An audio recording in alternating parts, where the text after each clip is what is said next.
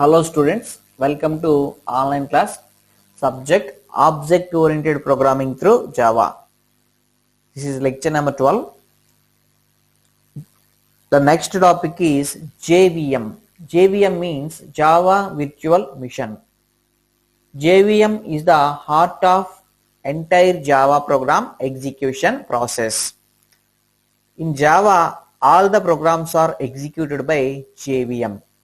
The functionality of the JVM is it accepts bytecode as an input and it converts each and every instruction of the bytecode into machine code, and that machine code is supplied to the microprocessor. Then your microprocessor, nothing but CPU, will execute your program and gives the result.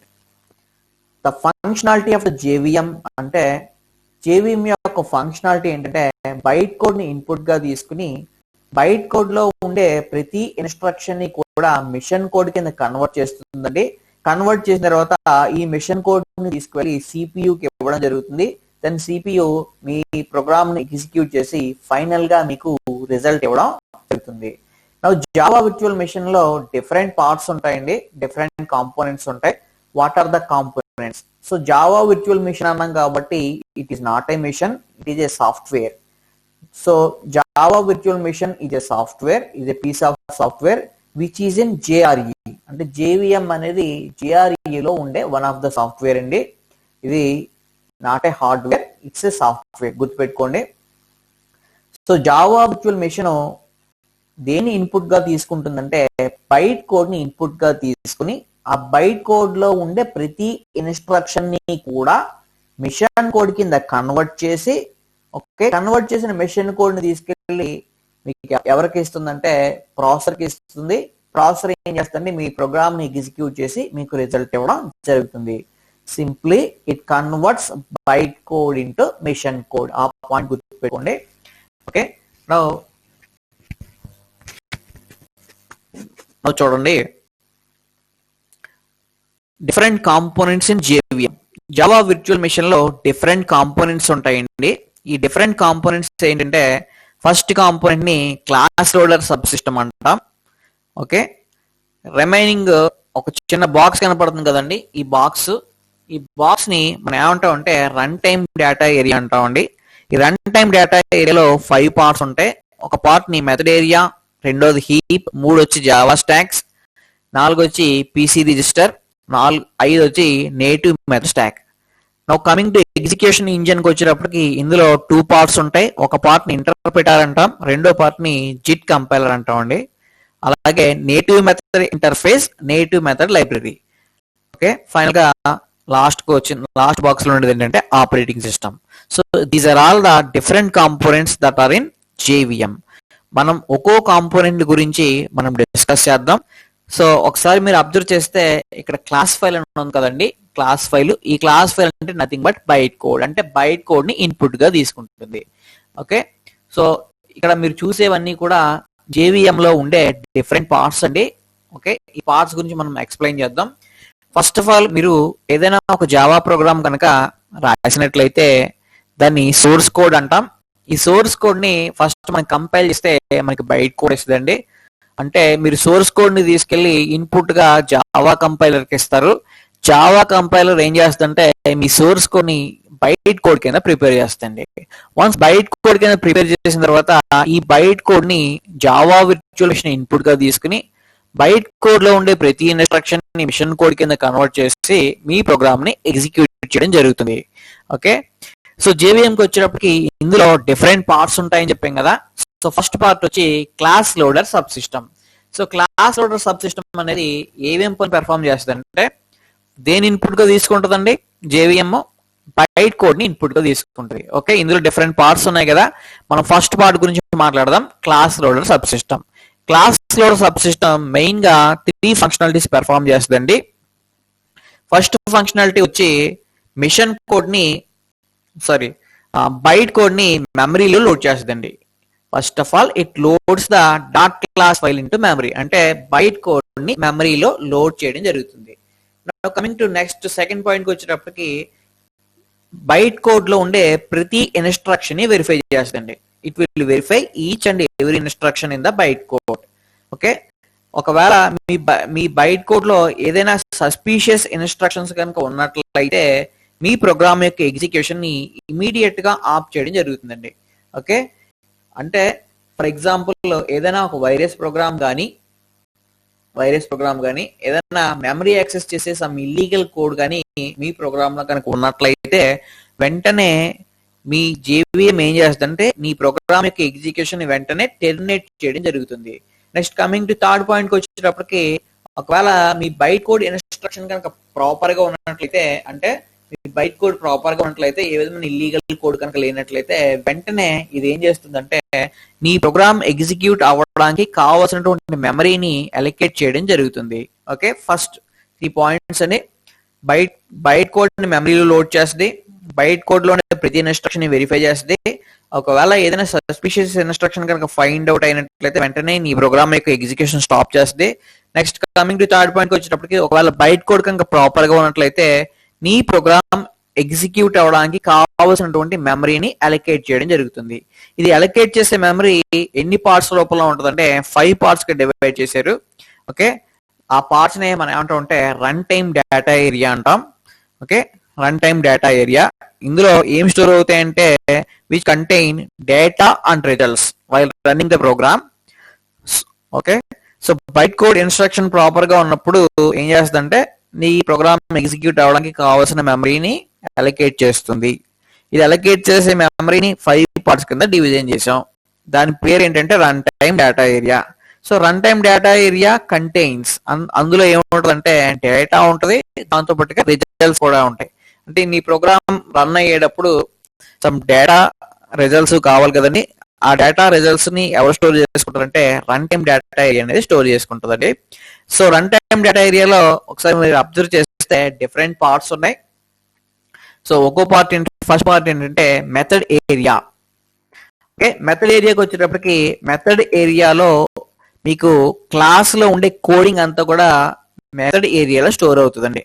Method area is the memory block which stores the class code. అంటే మీరు ఏదైనా ఒక class రాసినప్పుడు ఆ class లో ఉండే variables కి methods కి మెమరీ అనేది ఎక్కడ అలొకేట్ అవుతుంది అంటే మెథడ్ ఏరియాలో అలొకేట్ అవుతుంది. So the variables of a class and methods of a class are stored in method area. అంటే క్లాస్ కి సంబంధించిన కోడింగ్ అంతా కూడా, అంటే బోత్ వేరియబుల్స్ అండ్ మెథడ్స్ అన్ని కూడా ఎక్కడ స్టోర్ అవుతాయి అంటే మెథడ్ ఏరియాలో స్టోర్ అవుతాయి. Now coming to second point చూడండి, heap. Heap is also memory area where Java objects are created. మన జావా ప్రోగ్రామ్ లో క్లాసులు ఆబ్జెక్ట్లు ఉంటాయండి. ఆబ్జెక్ట్లు అనేవి ఎక్కడ క్రియేట్ అవుతాయి అంటే హీప్ లో క్రియేట్ అవుతాయి. అంటే ఆబ్జెక్ట్స్ కి మెమరీ ఎక్కడ ఎలికేట్ అవుతుంది అంటే హీప్ లో ఎలికేట్ అవుతుందండి. Okay, now coming to third point చూడండి, జావా స్టాక్స్. ఓకే, మీకు క్లాస్ లో ఉండే వేరియబుల్స్ కి మెథడ్స్ కి మెమరీ ఎక్కడ ఎలికేట్ అయిందంటే మెథడ్ ఏరియాలో ఎలికేట్ అయింది. ఓకే, ఏదైనా ఒక మెథడ్ ని ఎగ్జిక్యూట్ చేసేటప్పుడు మనకి సమ్ టైమ్స్ కొన్ని ఇంటర్మీడియట్ రిజల్ట్స్ అనేవి ప్రొడ్యూస్ అవుతుంటే ఆ ఇంటర్మీడియట్ రిజల్ట్స్ ని ప్రొడ్యూస్ అయిన ఇంటర్మీడియట్ రిజల్ట్స్ ని నువ్వు స్టోర్ చేయాల్సి వస్తుంది. ఆ ఇంటర్మీడియట్ రిజల్ట్స్ అన్ని కూడా నీకు ఎక్కడ స్టోర్ అవుతాయంటే జావా స్టాక్స్ లో స్టోర్ అవుతాయండి. సో సింపుల్ గా చెప్పాలంటే Java stacks is the memory area where Java methods are executed and it also stores intermediate results while executing your method. Okay, so Java stacks కి వచ్చేటప్పటికి మీ method code ఎక్కడ ఉంటుందంటే method ఏరియాలో ఉంటుంది. ఏదైనా ఒక మెథడ్ ని ఎగ్జిక్యూట్ చేసేటప్పుడు క్యాలిక్యులేషన్స్ అనేవి ఉంటాయి కదండి, ఆ క్యాలిక్యులేషన్స్ వల్ల కొన్ని ఇంటర్మీడియట్ రిజల్ట్స్ అనేవి ప్రొడ్యూస్ అవుతాయి. ఆ ఇంటర్మీడియట్ రిజల్ట్స్ ప్రొడ్యూస్ అవుతాయి కాబట్టి ఆ ఇంటర్మీడియట్ రిజల్ట్స్ అనేవి ఎక్కడ స్టోర్ అవుతాయి అంటే జావా స్టాక్స్ లో స్టోర్ అవుతాయి. ఎక్కడండి? Java stocks. సో ఫైనల్ గా మనం ఏం చెప్తాం అంటే మన మెథడ్స్ అంటే జావాలో రాసిన మెథడ్స్ ఎక్కడ రన్ అవుతాయి అంటే జావా స్టాక్స్ లో రన్ అవుతాయి. ఓకే, మెథడ్స్ కి సంబంధించిన కోడింగ్ ఎక్కడ ఉంటుంది అంటే మెథడ్ ఏరియాలో ఉంటుంది. ఫర్ ఎగ్జాంపుల్ మీ ప్రోగ్రామ్ లో ఏదైనా ఒక మెథడ్ ఉందనుకోండి, ఆ మెథడ్ కి సంబంధించిన కోడింగ్ అంతా కూడా మెథడ్ ఏరియాలో ఉంటుంది. కానీ ఆ మెథడ్ ఎక్కడ ఎగ్జిక్యూట్ అవుతుందంటే జావా స్టాక్స్ లో ఎగ్జిక్యూట్ అవుతుంది. ఎగ్జిక్యూట్ అవడమే కాదు ఏమైనా ఇంటర్మీడియట్ రిజల్ట్స్ కనుక వచ్చినట్లయితే ఆ ఇంటర్మీడియట్ రిజల్ట్స్ కూడా మీకు ఎక్కడ స్టోర్ అవుతాయంటే జావా స్టాక్స్ లోనే స్టోర్ అవుతాయి. While executing methods A separate frame will be created in the Java stack wear the method is executed. JVM uses a separate thread or process to execute each method.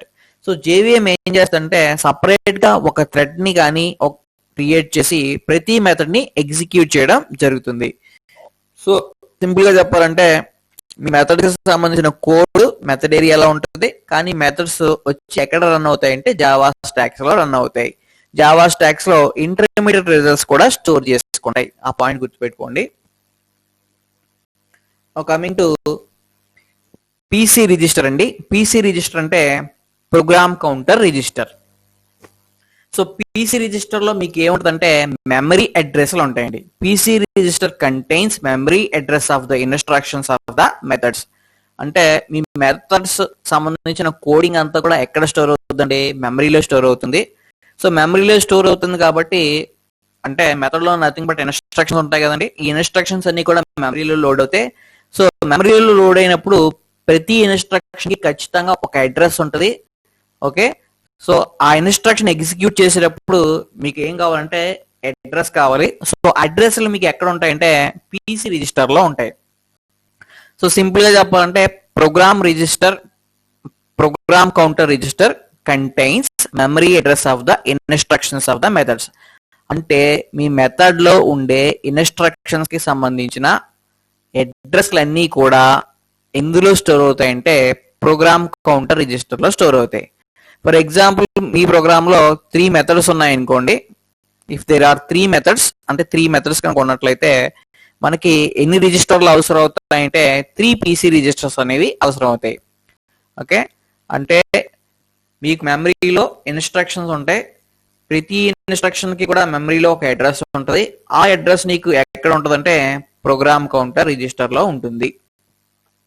Next native method stocks. Native method stocks వచ్చేటప్పటికి మన Java stacks లో Java methods run అవుతాయండి. కానీ Java అనేది సిలోను సిపిపిలోను రాసిన methods ని కూడా support చేస్తుంది. సో సిలోను సిపిపిలోను రాసిన మెథడ్స్ ని జావా సపోర్ట్ చేస్తుంది కాబట్టి వాటిని నేటివ్ మెథడ్స్ అంటాం. ఆ నేటివ్ మెథడ్స్ కనుక రన్ అవ్వాలి అంటే ఎక్కడ రన్ అవుతాయంటే నేటివ్ మెథడ్ స్టాక్స్ లో రన్ అవుతాయండి. Okay, so native method stacks అనేది ఏంటంటే Java also supports the methods written in C and C plus plus. అంటే సిలోను సి ప్లస్ ప్లస్ లోను రాసిన ఫంక్షన్స్ ని జావా సపోర్ట్ చేస్తుంది. ఓకే, సో నీకు సిలోను సిపిపిలోను రాసిన ఫంక్షన్స్ జావా సపోర్ట్ చేస్తుంది కాబట్టి ఇక్కడ ఆ మెథడ్స్ ని నేటివ్ మెథడ్స్ అంటాం. ఏమంటాం? Native methods. అంటే ఈ నేటివ్ మెథడ్స్ కూడా రన్ అవ్వాలి కాబట్టి ఎగ్జిక్యూట్ అవ్వాలి కాబట్టి ఈ నేటివ్ మెథడ్స్ అనేవి ఎక్కడ రన్ అవుతాయంటే నేటివ్ మెథడ్ స్టాక్ లో రన్ అవుతాయి.